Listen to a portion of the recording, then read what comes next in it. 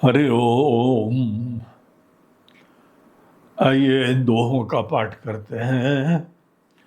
श्री गुरु चरण सरोज रज, निज मन मुकुर सुधारी, बरनउँ रघुबर बिमल जसु, जो दायक फल चारि।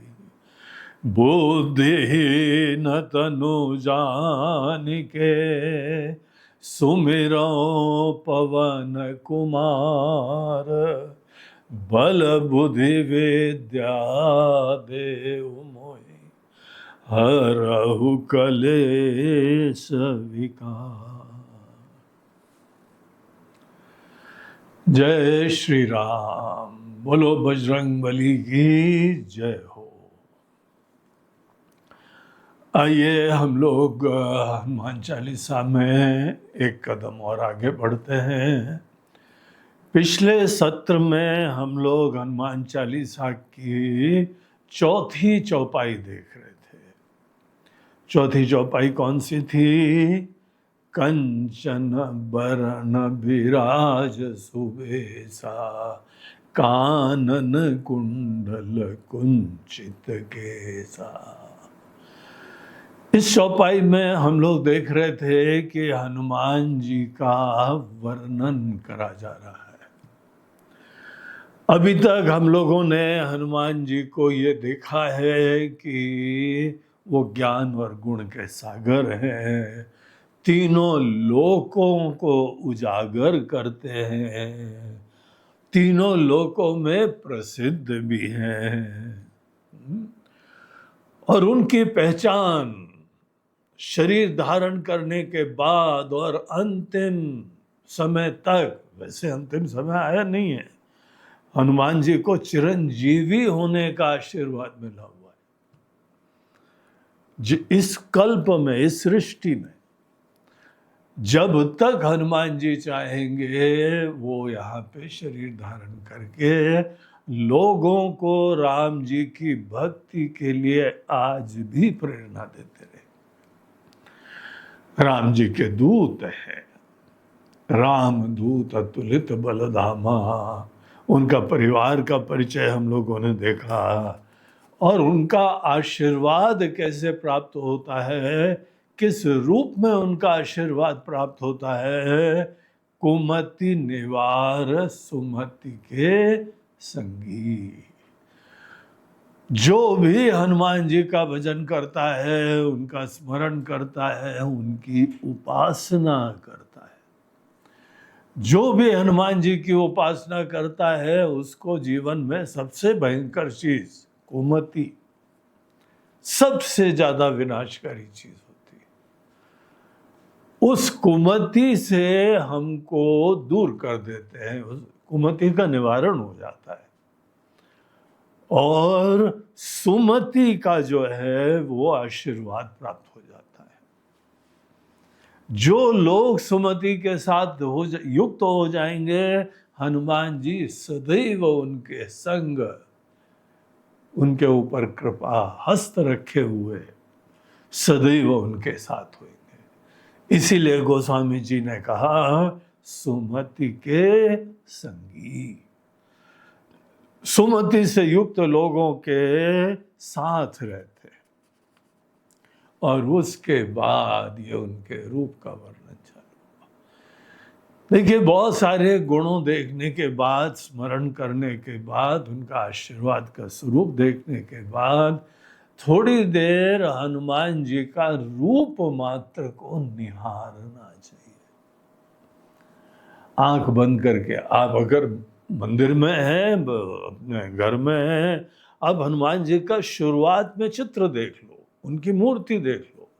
नहीं है तो कोई बात नहीं, मूल रूप से तो हमारे मन में हनुमान जी आने चाहिए।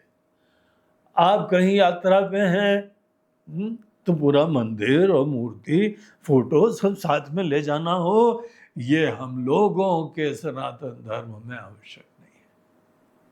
आपके हृदय में हनुमान जी होने चाहिए। आप आंख बंद करें और हनुमान जी यहाँ पे प्रकट हो जाने चाहिए, और आपके सामने मन ही मन हनुमान जी जो है वो बैठे हुए हैं। कैसे बैठे हुए हैं, कैसे विराजमान हैं, वो हम लोगों ने पिछली चौपाई में देखा था। उनका वर्ण कंचन वर्ण, कंचन सोने को बोलते हैं, वर्ण रंग को बोलते हैं, उनका सुनहरा रंग है। और जो है उनके वस्त्र भी बड़े शालीन, बड़े सात्विक, बड़े शुद्ध, बड़े निर्मल। कम से कम हनुमान जी जो है ना इतने बलिष्ठ हैं कि उनको बहुत ज्यादा सर्दी गर्मी लगती भी नहीं है। तो हम लोग जो कमजोर होते हैं ना, उसको जल्दी से आस पास जाती हुई सर्दी भी हमको विजिट करके जाती है, इतनी जल्दी तबीयत खराब हो जाती है।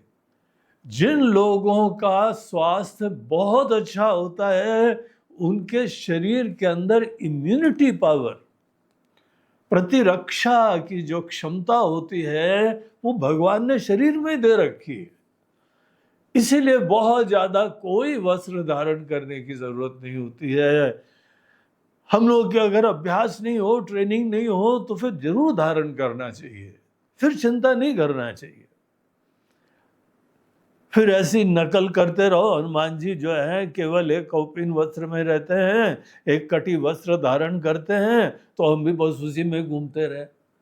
बोलते हनुमान जी जैसा बलवान बनना चाहिए, पहले आपको तितिक्षा से युक्त होना चाहिए। सब सर्दी गर्मी सब चीजें आराम से कष्ट से सके, बड़ा तपस्वी होना चाहिए। अगर हैं तो जरूर उस प्रकार से आप रह सकते हैं, कम से कम कपड़ों में। ऐसे हनुमान जी आपके आंखों के सामने प्रकट हो जाएं, कान में कुंडल धारण करे हुए हैं और सुंदर उनके छोटे छोटे से बाल हैं। आइए आगे चलते हैं। उन्हीं के रूप का वर्णन आगे कंटिन्यू हो रहा है। क्या बोलते हैं 5वीं चौपाई में? हाथ वज्र और ध्वजा विराजे, कांधे मूंज जनेऊ साजे। इतना ही 2 लाइन की एक चौपाई है। इस चौपाई में क्या कहा कि हनुमान जी के हाथ में जो है वज्र है। वस्तुतः वज्र के समान उनका गदा है। हनुमान जी गदा को ही प्रेम करते हैं, वो बहुत ही एक्सपर्ट हैं गदा में। गदा युद्ध होता था, ऐसे उसका लंबा हैंडल होता था, ऊपर उसमें इतना बड़ा सा जो है सुराहीदार उसका हेड, और बहुत ही भारी। अनेकों पहलवान लोग तो अखाड़ों में केवल गदा घुमाते हैं और ऐसे बढ़िया उनके शरीर बन जाता है, हाथ पैर मजबूत हो जाते हैं। हनुमान जी सदैव गदा को लेके जो है वो घूमते थे। देखिए कई बार राम दरबार की भी फोटो देखी है ना, हनुमान जी चरणों में बैठे हुए हैं, वहां पर भी उनकी गदा साथ में होती। और गदा इतनी शक्तिशाली है जैसे इंद्र का वज्र। वज्र का अनुभव तो हनुमान जी को बचपन में हो गया था ना, तभी से नाम उनका हनुमान पड़ा था। इसकी ठोड़ी थोड़ी बड़ी हो गई है क्योंकि यहाँ आके उनको वज्र लगा था इंद्र का। इंद्र देवता का कर्तव्य था सूर्य की रक्षा करना, वो अपना कर्तव्य कर रहे थे। और एक बालक इतना तेजस्वी होगा, इतना बलवान होगा कि सूर्य देवता तक पहुंच जाएगा और उनको जो है वो बाल समय रवि भक्ष कियो तब, उनका भक्षण करने के लिए आगे बढ़ने लगेगा। तो उनका तो कर्तव्य था, उन्होंने अपने कर्तव्य का पालन किया और वज्र का प्रहार करा। हनुमान जी को पता लग गया वज्र में कितनी शक्ति है। उन्होंने पहलवानी करके, अभ्यास करके अपना गदा बिल्कुल वज्र के जैसे बना लिया। वो तो याद करो जिन जिन लोगों को जो है ना हनुमान जी ने अशोक वाटिका में और बाद में राम रावण के युद्ध में काफी लोगों के ऊपर चला था गदा। हनुमान जी के ऊपर रावण भी बहुत बलवान था, उसने आघात करा था, एक क्षण मूर्छित हो गए थे हनुमान जी। लेकिन उसके उपरांत थोड़ी सी जो है वो जहां उनको होश आया, ऐसे रिटर्न विथ थैंक्स करा उन्होंने कि हनुमान जी के भी होश जो है ना उड़ गए, कल्पना नहीं कर पाए। और बड़ी तारीफ करी हनुमान जी की। तो हनुमान जी वैसे बहुत बलवान, और जिन जिन के ऊपर गदा लगा सब लोग यही बोलते हैं वज्र के समान। वज्र इंद्र देवता का वेपन है, बहुत बलवान और शक्तिशाली है। तो आप तो आंख बंद करिए और हनुमान जी का स्मरण करते हुए, सोने जैसे हनुमान जी हैं और हाथ पे पास में उनके गदा रखा हुआ है। तो यहां बोलते हैं हाथ वज्र और ध्वजा विराजे। अगर एक हाथ में जो है उनके पास वज्र है, वज्र जैसा गदा है, तो दूसरे हाथ में ध्वजा है। ये देखिए यहां पे हम लोग के सब भगवान विष्णु का चतुर्भुज रूप याद करिए। एक हाथ में उनका सुदर्शन चक्र होता है और दूसरे हाथ में कमल का फूल या आशीर्वाद की मुद्रा होती है। तो यही हनुमान जी का जो है रूप है। देखिए ये दोनों शक्तियां हम लोगों के भगवान और देवताओं में होती है, संतों में भी होती है। एक तरफ से इतना आशीर्वाद और ज्ञान दे देते हैं कि अकल्पनीय है। इतना आशीर्वाद हम झेल नहीं पाते हैं, इतनी कृपा मिल जाती है। कहां छोटे से जीव भाव से साक्षात परमात्मा तक पहुंचा देते हैं, इतनी कृपा करते हैं। और जो अच्छे लोग होते हैं, धर्माचरण करने वाले होते हैं, उनके ऊपर तो उनके ऊपर आशीर्वाद की वर्षा हो जाती है। बड़े शक्तिशाली होते हैं।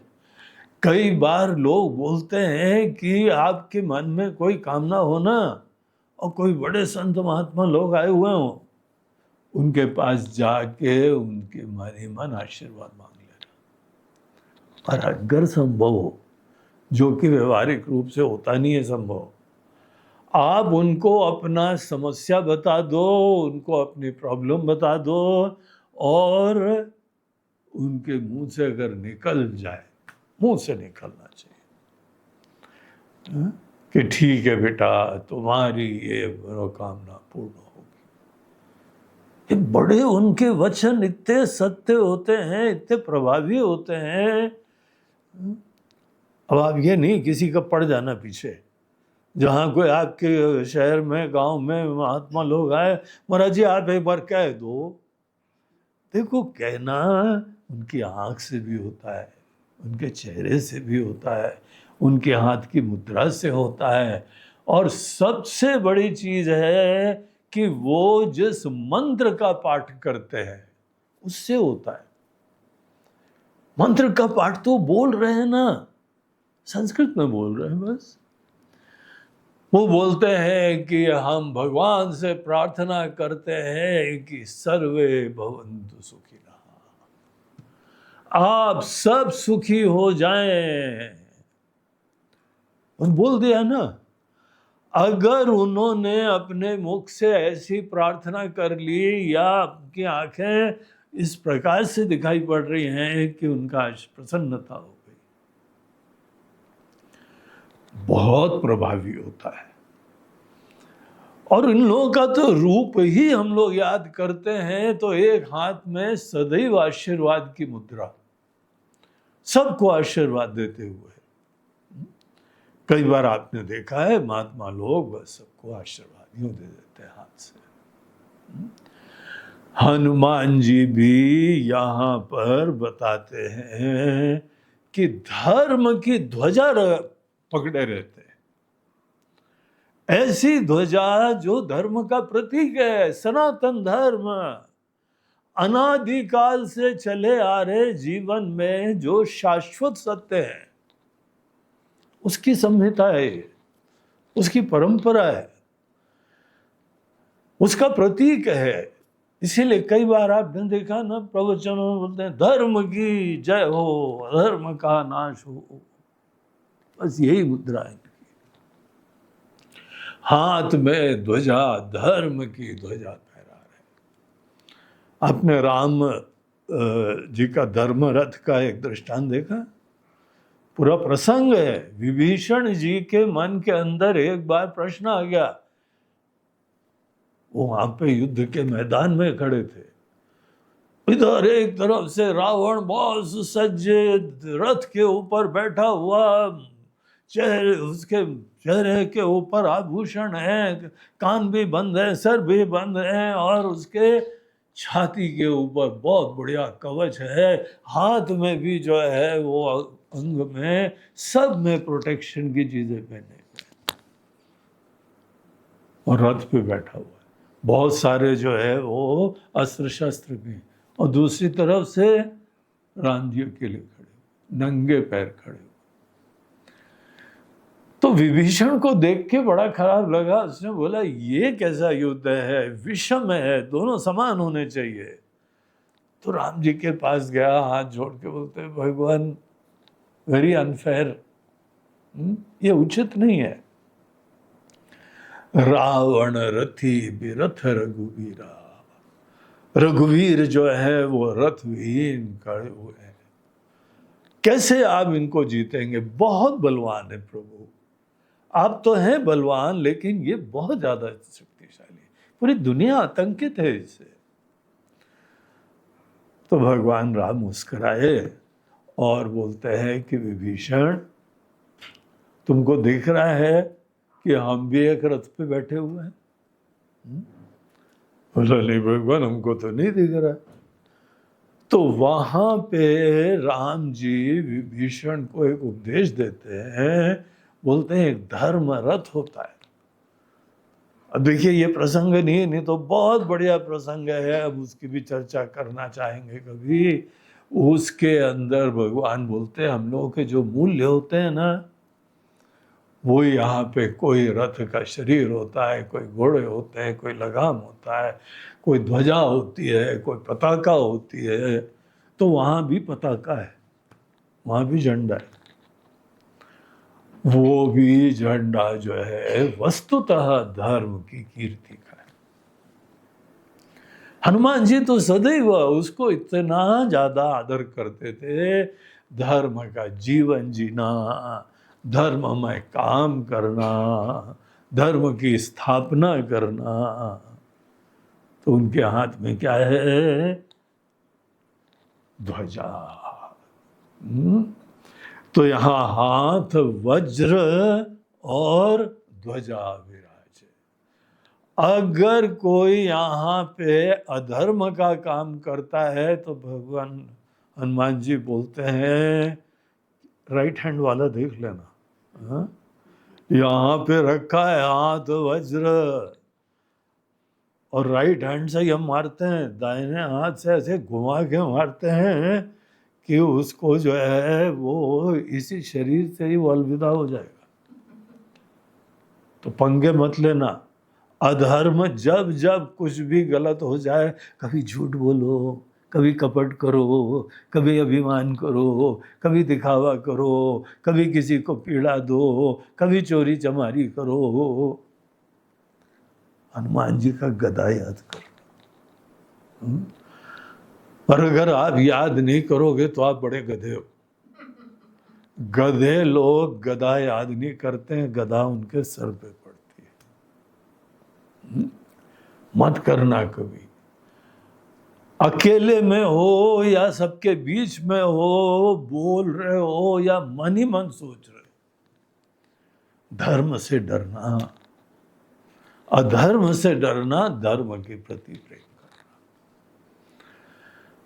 क्योंकि हनुमान जी धर्म के रक्षक के तरीके से बैठे हैं। भगवान कृष्ण ने गीता में बोला है कि हमारा अवतार कब होता है पता है? जब जब यहाँ पे धर्म की ग्लानि होने लगती है और अधर्म बढ़ने लगता है, सभी अधर्म करने लगे, अब सब लोग की आफत आने वाली है, बचता नहीं है कोई। कई बार आपको लगता है कोई करप्शन कर रहा है, कोई किसी को पीड़ा दे रहा है, कोई नुकसान कर रहा है, ऐसी जगह मरते हैं यहाँ कोई पानी पिलाने वाला नहीं होता है। और हनुमान जी उसके दूत होते हैं, अग्रणी होते हैं, आगे चलते हैं, ऐसे लोगों को इतना बढ़िया सबक सिखाते हैं। वो बस यही बोलेंगे, हनुमान जी सॉरी, गलती हो गई हमसे। तो कोई बात नहीं, गलती सुधारने को तुम रेडी रहो तो हम गलती माफ करेंगे, लेकिन ऐसे माफ नहीं करेंगे। तुम नाटक करो कि अभी इस बार छोड़ दो, अगली बार नहीं होगा, हम छोड़ देंगे, हम देखेंगे, अगली बार होगा तो डबल दंड देंगे तुमको। धर्म से कॉम्प्रोमाइज मत करना कभी। हनुमान जी का ये रूप जो है, हाथ वज्र और ध्वजा विराज है, एक तरफ धर्म की रक्षा और एक तरफ अधर्म का नाश। ये रूप हम लोग याद करें हनुमान जी का, हमारे आराध्य हैं, हमारे पूज्य हैं, और इतना उनको इस चीज का प्रेम है, आदर है। आगे बोलते हैं हनुमान जी का रूप, कांधे मूंज जनेऊ साजे। जनेऊ जो है बाएं कंधे से दाहिने जो है हाथ के नीचे तक 3 धागे पहने जाते हैं। ये हम लोग के सनातन धर्म का प्रतीक है। अभी धीमे धीमे जो है ना, ये सब परंपराएं लोगों को पता नहीं है, खत्म हो रही है, लेकिन जो जो जानता है इसका बहुत आदर करता है। कांधे मूंज जनेऊ, मूंज घास का जनेऊ सबसे पवित्र। कई बार पूजा में पंडित लोग पवित्रा पहनाते, उंगली के अंदर मूंज घास की एक अंगूठी बना लेते हैं, और फिर वो पहना के तब आपसे यज्ञ हवन करवाते, तब पूजा पाठ करवाते। तो ऐसा जो है वो हनुमान जी पूरा जनेऊ ही मूंज का पहनते हैं। बड़ी पवित्र मानी जाती है, पतली सी घास होती है और वो घास अनेकों जगह मिल जाती है, अभी तो आजकल बाजारों में मिल जाती है। उससे जो है वो एक धागा बनाया जाता है, और ब्राह्मण लोग मूंज की जो है जनेऊ पहना करते थे। प्रारंभ में शुरुआत में करते, उसके बाद धागे की होती है। तो बड़ा नियम होता है कैसे बनाई जाती है, किस जगह का जनेऊ प्रसिद्ध है। हर जगह का जनेऊ प्रसिद्ध नहीं है, कुछ कुछ जगह का जनेऊ इतना आदरणीय है कि लोग बेचते हैं, बोलते हैं इस जगह का जनेऊ है, गंगा तट का जनेऊ, ये काशी का जनेऊ। तो जनेऊ जो है उसका क्या महत्व है, हनुमान जी पहने दिखाई पड़ रहे हैं, और वो मूंज का जनेऊ, कांधे मूंज जनेऊ साजे, सुशोभित हो रहा है। अगर आप हिंदू व्यक्ति हैं, सनातन धर्मी हैं, तो आपको ये पता होगा, नहीं पता हो तो ये जानना चाहिए कि हम लोगों के पूरे जीवन में जनेऊ या यज्ञोपवीत या उपनयन, ये संस्कार होता है, 10वां संस्कार होता है, और ये संस्कार होने के बाद ही व्यक्ति विद्यारंभ करता है। किसी गुरुकुल में गुरु जी के पास जाके शिक्षा ग्रहण करने का यही जो है उसके लिए पात्रता होती थी। वैसे विद्या सबके लिए फ्री होती थी, लेकिन हाँ कोई बहुत तामसी आलसी हो उसको पात्र नहीं देखा जाता था, उसको ये बताया जाता था तुम सेवा से मन को सुंदर बना सकते हो। लेकिन मन के अंदर जो है वो सात्विकता होती है तो ब्राह्मण होता है। थोड़ा स्वार्थ जो है वो सात्विकता के साथ, बुद्धिमत्ता के साथ स्वार्थ बहुत ज्यादा होता है तो वो क्षत्रिय होते हैं। स्वार्थ की इतनी प्रधानता होती है कि सत्व गुण किनारे तमोगुण थोड़ा बढ़ जाता है तो वो वैश्य बन जाते हैं। और केवल तामसी होता है तो वो शूद्र होते हैं। ये जाति से मूल रूप से नहीं होता है, ये वर्ण से होता है, गुणों के वजह से होता है। अब देखो पहले के समय में ये एक व्यवहारिक व्यवस्था थी कि हमको क्या पता कौन कहाँ से आ रहा है, उसका मन कैसा है, उसका मनोवैज्ञानिक टेस्ट तो होएगा नहीं। तो जाति से शुरुआत में देख लिया जाता था, माता पिता ब्राह्मण है तो आ जाओ बेटा, तुमको भी बड़ी उम्मीद है कि तुम्हारे भी संस्कार अच्छे होंगे। ये व्यवहारिक व्यवस्था थी। लेकिन गीता प्रमाण है, उपनिषद प्रमाण है कि मूल रूप से इसमें गुणों की प्रधानता होती है। और ज्ञान उसी को प्राप्त होता है जिसका मन सात्विक होता है। सात्विक मन करने के लिए जनेऊ की व्यवस्था होती थी। पता है कैसे होती थी? जनेऊ के अंदर 3 धागे होते हैं और 3 धागे इंसान के ऊपर, जीव के ऊपर बरसती हुई कृपा की संवेदना होती है। आपको है कृपा की संवेदना, आपके ऊपर बहुत कृपा बरस रही है, आपको दिख रहा है क्या? नहीं दिख रहा है तो सात्विक नहीं बन पाओगे। आपके मन के अंदर संवेदना होनी चाहिए कि आपके जो है ना परिवार, पितृ लोगों की, पूर्वजों की कृपा से आपका परिवार बना है और आप पैदा हुए हो, तो उनको बड़ा भारी धन्यवाद करो, बिग थैंक यू। समस्त पितरों का आदर करो, आपकी जड़ों का आदर करो। ये हमारे ऊपर कृपा बरस रही है पितरों की। दूसरी कृपा होती है ऋषियों की। आज हमारे पास देखिए वेद है, पुराण है, गीता है, ब्रह्म सूत्र है, रामायण है, महाभारत, कितने बढ़िया बढ़िया ग्रंथ हैं। आपके पास तक पहुंच गए। बहुत सारी उतार चढ़ाव आए दुनिया में। अनेकों तो ऐसे दुष्ट राजा आए कि हाँ मंदिर तोड़े, हमारे संतलों को मारा, कहीं पे तो जिंदा गड़वा दिया, ग्रंथ जला डाले, पूरी की पूरी लाइब्रेरी जला डाली, तो भी हमारे पास आज ग्रंथ बच गए। है ना बहुत बड़ी कृपा, ऋषियों की मेहनत। आपके पास ये ज्ञान गंगा पहुंच गई है और आपको शुरुआत से बिल्कुल ही क ख ग से चालू नहीं करना पड़ रहा है। अंग्रेजी में कहावत है, you don't have to start with the discovery of wheel. पहिए का आविष्कार करने से कोई चालू करने की जरूरत नहीं है। इतना ज्यादा ज्ञान हमको प्राप्त है। तो समस्त ऋषियों की आपके ऊपर कृपा है, आपके पास तक पहुंच गया है। बहुत बड़ा नमस्कार करो, धन्यवाद करो। और तीसरी कृपा बरस रही है देवताओं की। हम बोल पा रहे हैं, आप सुन पा रहे हैं, देख पा रहे हैं, सोच पा रहे हैं। ये सब जड़ पदार्थों से, पंच महाभूतों से बनी हुई उपाधियां। हम जीवित हैं। कितनी भारी कृपा है। आप देवताओं से मत बोलना भगवान हमारे ऊपर भी कृपा करो। अरे बेटा बरस रही है कृपा, तुमको देखना आना चाहिए।